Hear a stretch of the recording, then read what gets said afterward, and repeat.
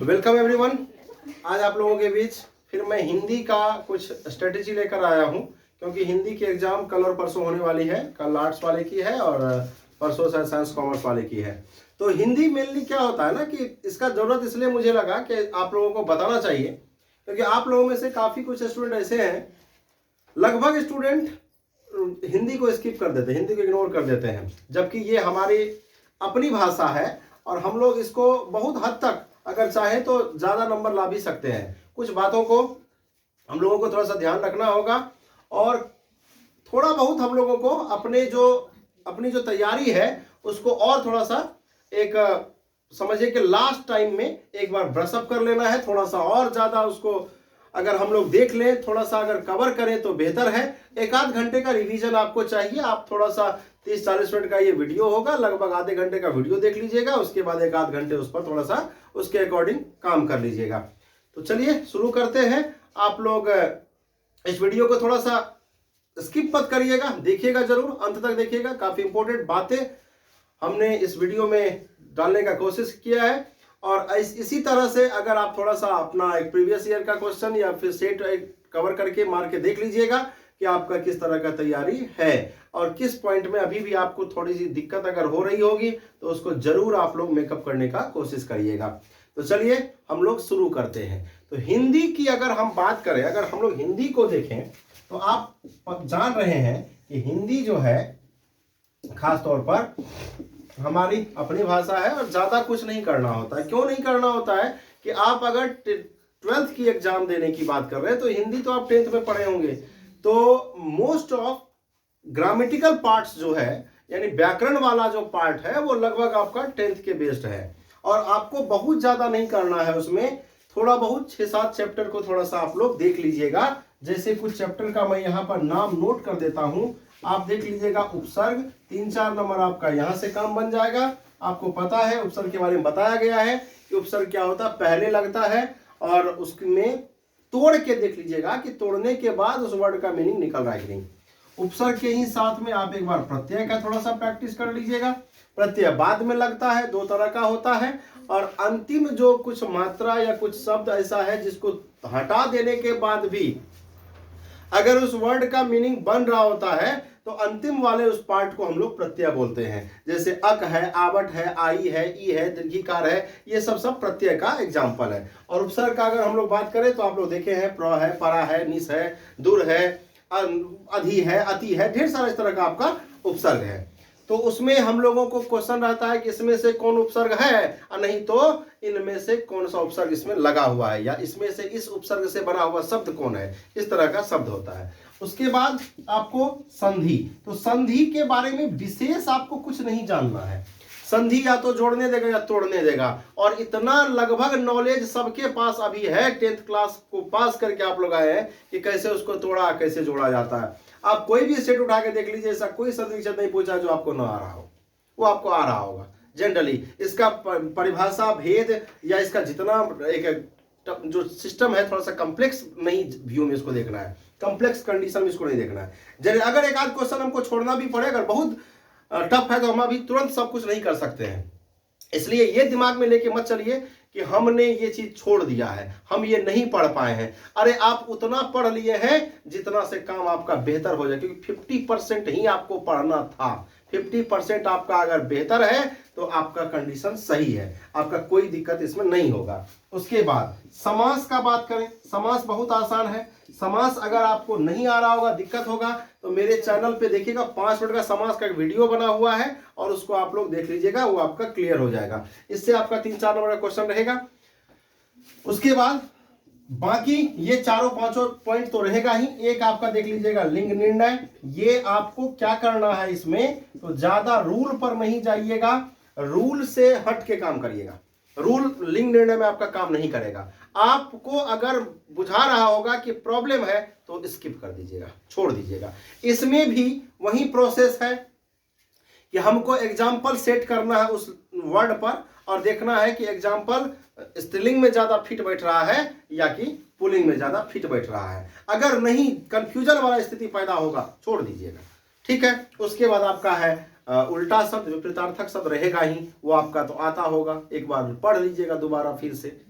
पर्यायवाची आप लोग याद किए होंगे, मुहावरा आप लोग याद किए होंगे, लोकोक्ति याद किए होंगे, शुद्ध शब्द और शुद्ध वाक्य, ये दोनों अगर आपको मन में लगे कि हाँ 100% हम देखे हैं, कहीं ना कहीं ये चीज हो चुका है, तब तो बेहतर है, तब तो आप जरूर कर लीजिएगा उसको, नहीं तो छोड़ दीजिएगा, क्योंकि वो सब चीज दिखता नहीं है। जब करके आ जाइएगा घर में मिलाइए, अरे गलत हो गया, तो वो चीज नहीं होना चाहिए। अफसोस वाली कोई बातें नहीं, थोड़ा सा कॉन्शियस रहना है और एकदम थोड़ा सा एकदम दिमाग को बिल्कुल स्थिर रहना है।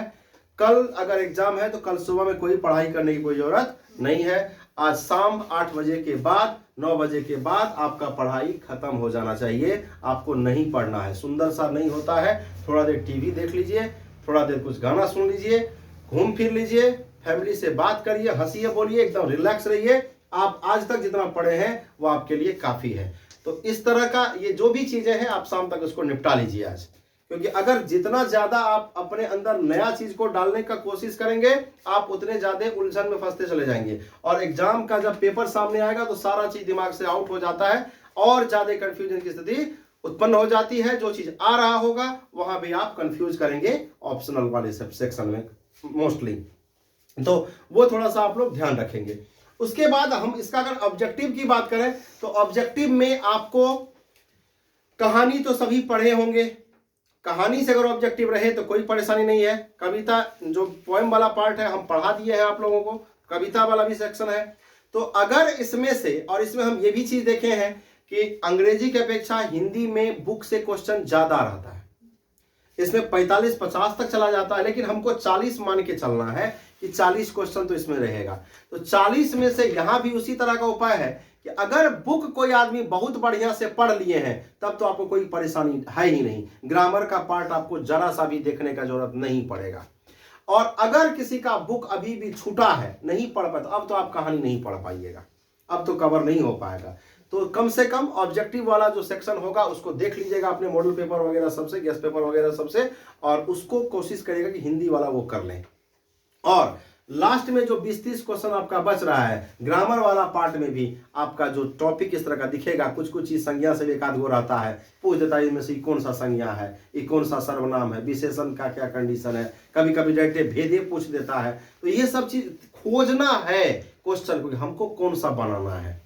एकदम किसी भी तरह से क्वेश्चन के साथ जबरदस्ती नहीं करना है। आपको 50 नहीं, आप ये दिमाग में लेके चलिए, जब बनाने लगेगा कोई भी सब्जेक्ट में तो आप ये देखिए कि 60 क्वेश्चन आप ऐसा चुनिए जो आपको बनाना है।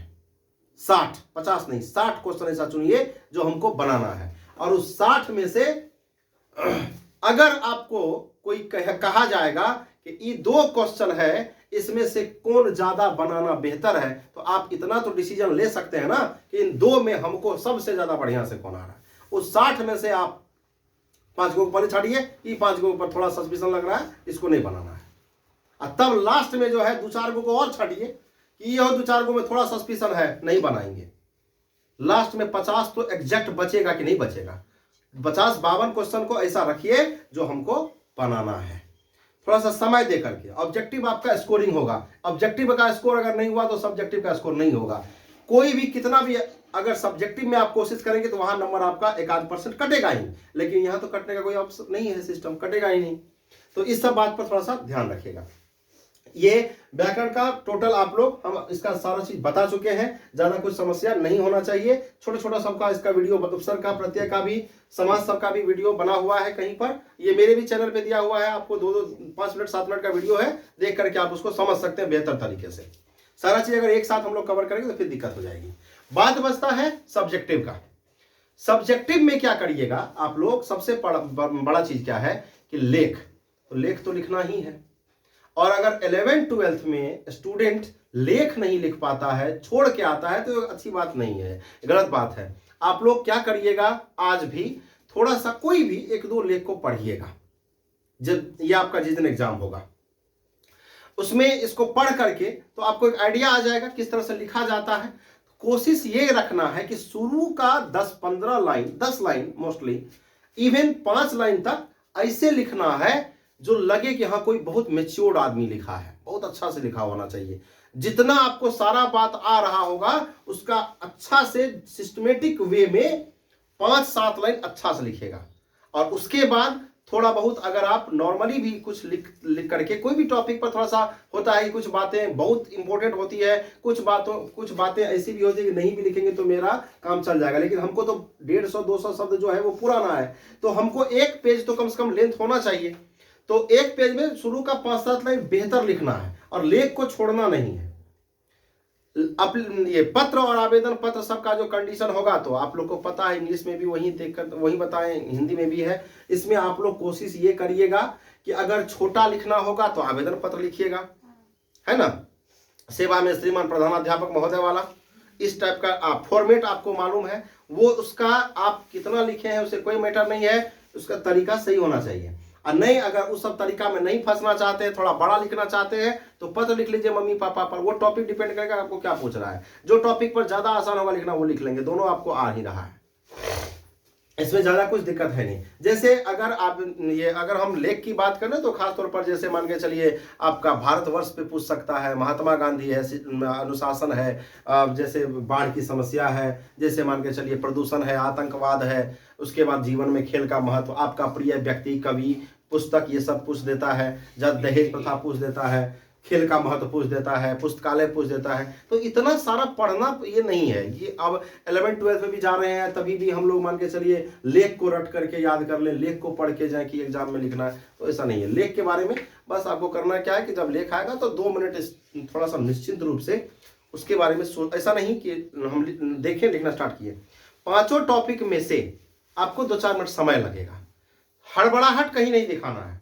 समय क्यों लगेगा, तो आप देखिए कि हमको कौन सा आ रहा है, और ऐसा कम से कम 2 गो को चुनिए, 1 गो को नहीं 2 गो को चुनिए कि हमको कौन सा 2 ठो हमको लिखने बोलेगा तो हम लिख देंगे। और उस 2 ठो पर आप 1-1.5 मिनट सोचिएगा तो 10-15 वाक्य तो 1-1.5 मिनट में सोच सकते हैं।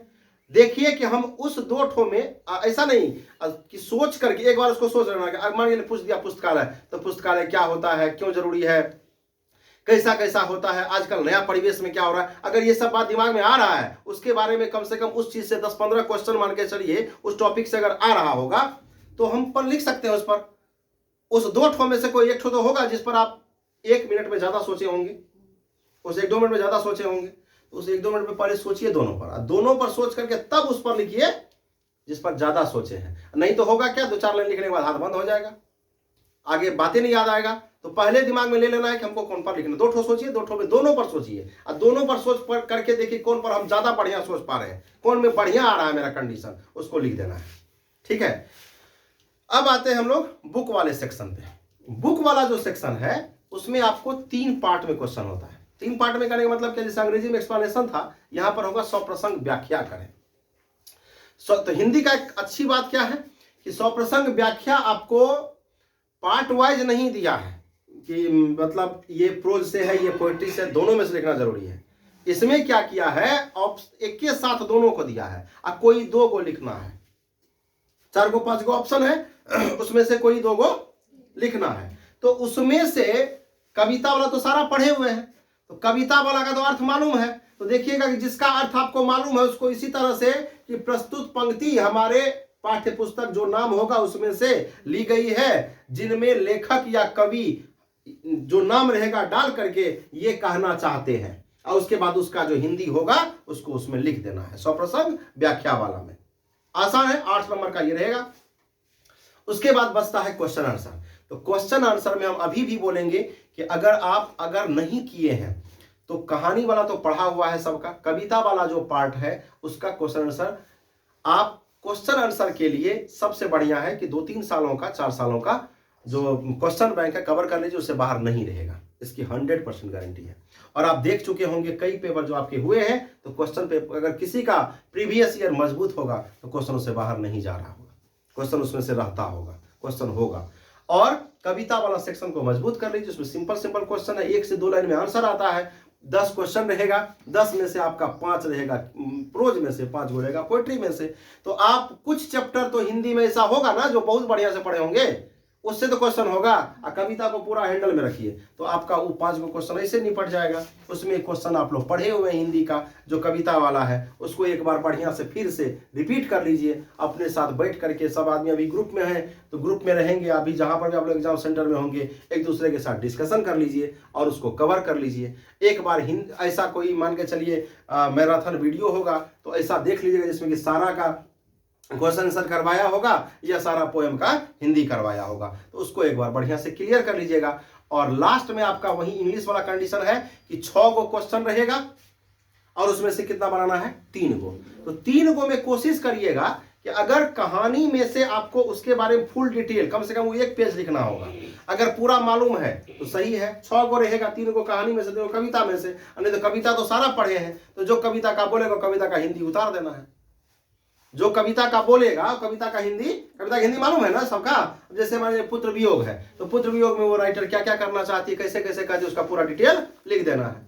तुलसीदास जी वाला है तो तुलसीदास जी वाला में कैसे मान के चलिए राम सेना अगर सीता से क्यों कहती है, क्या क्या उसका बात है, क्या वो बोलना चाहते हैं, वो भगवान को क्या मानते हैं, ये सब बात आपको याद रहना होगा। नहीं तो कहानी का लिखना पड़ेगा। तो उसमें से चुन करके ऐसा 3 गो अपना कवर कर लीजिए। और उसके लिए सबसे बढ़िया है कि आप 5 ठो कोई बहुत सुंदर जो चैप्टर है उसको प्रोज में से ले लीजिएगा, उसका कवर कर लीजिएगा। और कोई 5 गो कम से कम पोइट्री में से। जैसे एक हम इसमें रिकमेंड कर देंगे आप लोग एक पद वाला और एक उषा, ठीक है, पद और उषा।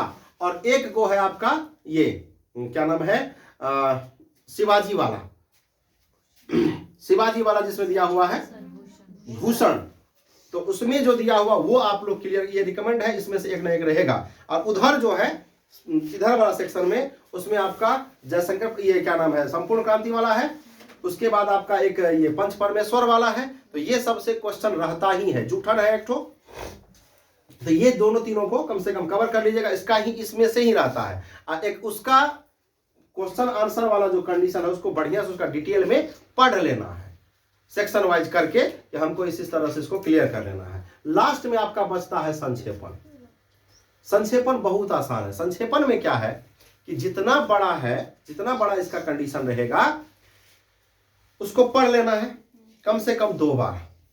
एक बार में निकल जाएगा दिमाग से, 2 बार। और 2 बार पढ़ करके उससे रिलेटेड कम से कम 3 गो शीर्षक चुनिए कि ये कौन सा टॉपिक पर लिखा हुआ है।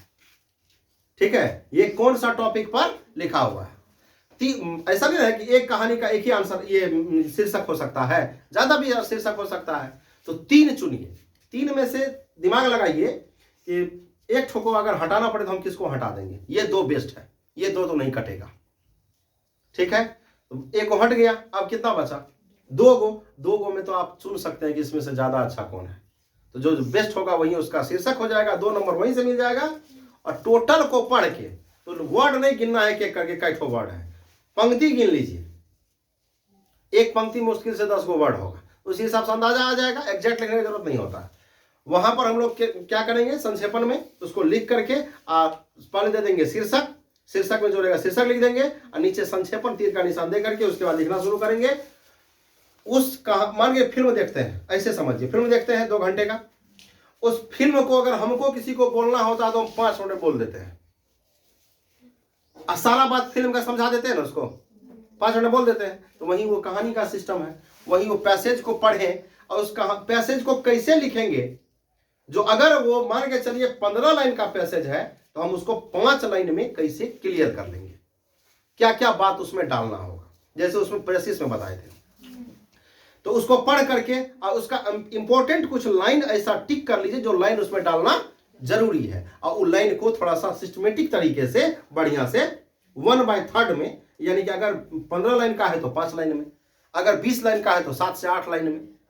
ठीक है, उसमें उसको क्या करना है लिख देना है। वही है आपका संक्षेपण। यह आपका हिंदी का है। तो हिंदी में थोड़ा सा जो आपका लिखावट है, आप जिस विषय में जैसे लिखे होंगे कोई फर्क नहीं पड़ता है, हिंदी में आपका लिखावट चेक होगा। इसलिए हिंदी में थोड़ा सा हड़बड़ाहट नहीं, बढ़िया से समय को मेंटेन करते हुए लिखिएगा। हिंदी में आपका समय लगेगा।